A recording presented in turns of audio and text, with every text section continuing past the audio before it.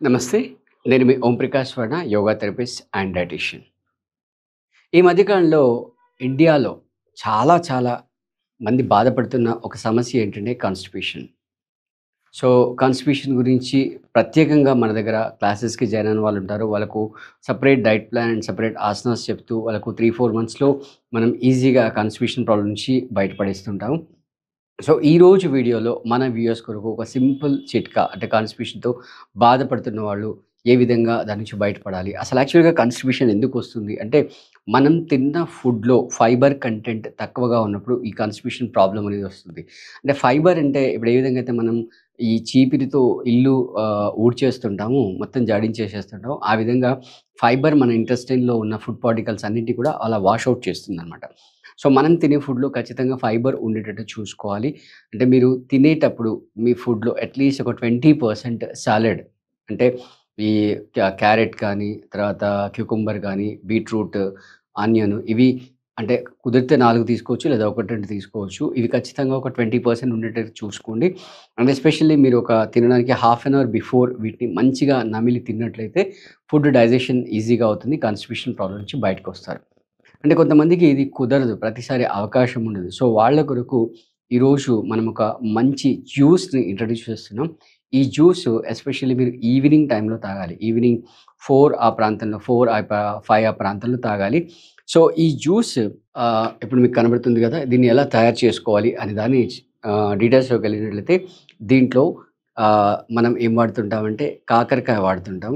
అలాగే దోసకాయ వాడుతుంటాం. అలాగే టమాటో వాడుతుంటాం అనమాట. సో, రేషియో వచ్చేసరికి 2:2:1 రేషియో. అంటే 2 పార్ట్స్ టమాటో, 2 పార్ట్స్ కాకరకాయ, 1 పార్ట్ క్యూకమ్మర్. ఓకే.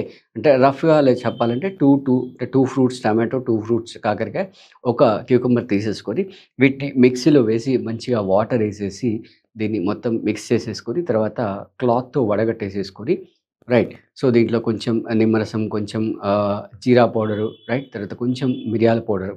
ఓకే. వేసుకొని మీరు హ్యాపీగా తాగేసేయచ్చు.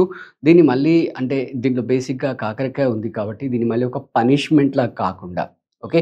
దీన్ని మీరు ఎంజాయ్ చేస్తూ తాగాలి. అంటే ఆ టేస్ట్‌ని మీరు ఫీల్ అవ్వాలి. ఆ టేస్ట్ మీ టంగ్స్‌లో ఉన్న టేస్ట్ బర్డ్స్ ఏవైతే ఉంటాయో ఆ టేస్ట్ బర్డ్స్ తెలియాలి.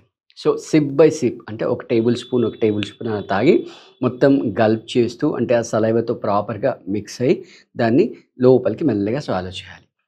సో, ఎవ్రీడే ఈవినింగ్ గనుక ఒక మీరు 30 డేస్ కనుక మీరు తాగినట్టయితే ఖచ్చితంగా మీ కాన్‌స్టిపేషన్ సమస్య అసలు మీకు ఉందా లేదా అని మీకే డౌటొస్తుంది. సో, వ్యూవర్స్ అందరికీ కూడా నేను ఛాలెంజెస్ చెప్తున్నాను. మీరు ఒక 30 డేస్ రెగ్యులర్‌గా దీన్ని తాగండి. తాగిన తర్వాత మీ రెస్పాన్స్ ఎట్లా ఉంది అనేది నాకు కామెంట్‌లో తెలియజేయండి. కాకపోతే కండిషన్స్ ఏంటంటే ఫ్రూట్స్ మంచిగా నీట్‌గా అంటే ఈ what you can say cucumber గానీ, ఈ కాకరకాయ గానీ నీట్‌గా కడిగేసి అంటే ఎస్పెషల్లీ ఈ కాకరకాయలో మన క్యూకంబర్‌లో చేదు లేకుండా చూసుకోండి. నీట్‌గా కడిగేసి ఫ్రెష్‌గా చేసేసుకొని ఎప్పటిదప్పుడు తాగేసేయాలి. మళ్ళీ దాన్ని ప్రిజర్వ్ చేసి ఫ్రిడ్జ్‌లో పెట్టి అలా కాకుండా ఫ్రెష్‌గా మీరు తాగే ముందు జస్ట్ 10 మినిట్స్ ముందు చేసేసుకొని తాగేసేయండి. కొంచెం డైల్యూటెడ్‌గా ఇప్పుడేదైతే మనం చూపిస్తున్నామో ఆ విధంగా డైల్యూట్‌గా ఉండేటట్టు చూసుకొని తాగేసేయండి.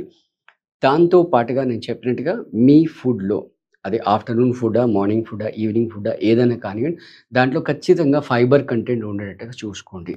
ఫైబర్ కంటెంట్ చూసుకుంటే మీకు ఖచ్చితంగా ఫ్రీ మోషన్ అవుతుంది. సో, మోస్ట్ ఇంపార్టెంట్ ఏంటంటే వీలైనంత వరకు ఇండియన్ కమోడ్ యూజ్ చేసే ప్రయత్నం చేయండి. అంటే ఈవెన్ వెస్టర్న్స్ వాళ్ళు కూడా ఇండియన్ కమోడ్ యూజ్ చేస్తున్నారు. ఎందుకంటే ఆ ఇండియన్ కమోడ్ యూజ్ చేసినప్పుడు మనకు ఎగ్జాక్ట్‌గా ఆ పెల్విక్ మజిల్, రెక్టమ్ మజిల్స్‌లో కావాల్సినంత ప్రెషర్ అనేది పడుతుంది. ఒకవేళ మీరు మీ కాన్‌స్టిపేషన్ సమస్యని డిలే చేసినట్లయితే సో, ఫస్ట్ ఇమ్మీడియేట్‌గా మీకొచ్చే సమస్య పైల్స్. ఇంకా దాన్ని గనుక డిలే చేసినట్లయితే మీకొచ్చేది రెక్టమ్ క్యాన్సర్ ఒస్తుంది. ఇప్పుడు అమెరికాలో మీరు అబ్జర్వ్ చేసినట్లయితే చాలా మంది అంటే ప్రతి ఇద్దరిలో ఒకళ్ళు రెక్టమ్ క్యాన్సర్‌తో బాధపడుతున్నారు. రీజన్ ఏంటంటే ఈ మధ్య కాలంలో ఈ పిజ్జా, బర్గర్‌లు చాలా ఇంట్రొడ్యూస్ అయ్యాయి కాబట్టి దాంట్లో టాపింగ్‌లో యూజ్ చేసే ఫ్యాట్ ఏదైతే ఉందో ఆ ఫ్యాట్ కరగకపోవడం వల్ల వాళ్ళ కాన్‌స్టిపేషన్ సమస్యలు తలెత్తి వాళ్ళకి రెక్టమ్ క్యాన్సర్ అనేది వస్తుంది. ఈ సమస్య నుంచి అంటే కాన్‌స్టిపేషన్ సమస్య నుంచి బయటపడాలంటే ఈ విధంగా చెప్పిన జ్యూస్ మీరు స్టార్ట్ చేసి ఒక 30 డేస్ రెగ్యులర్‌గా తాగి మీ రెస్పాన్స్ ఎట్లుందో మాకు తెలియజేయండి. మరిన్ని ఇంట్రెస్టింగ్ వీడియోస్‌తో మళ్ళీ మీ ముందుకొస్తాం. Thank you.